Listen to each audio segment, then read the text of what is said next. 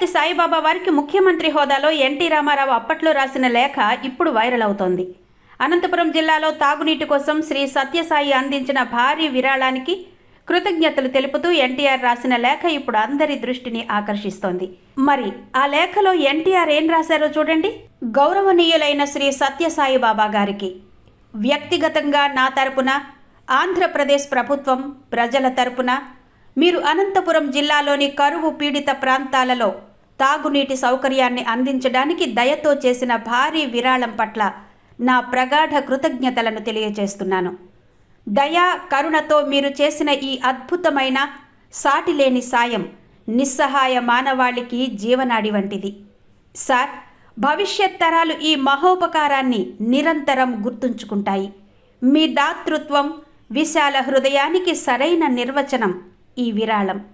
ఈ పని ప్రమాణాలను, అమలును జాగ్రత్తగా నిర్వహించాలని, దాని నాణ్యతను ఎప్పటికప్పుడు తనిఖీ చేయాలని నేను అధికారులను, ఇంజనీర్లను ఆదేశించాను.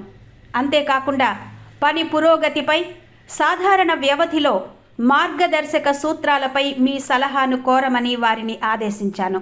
ఈ విషయంలో నేను నా కేబినెట్లోని సహచరులు శ్రీ ఎన్ చంద్రబాబు నాయుడు, శ్రీ కరణం రామచంద్రరావు, శ్రీ పి రవిలను సంప్రదించాను.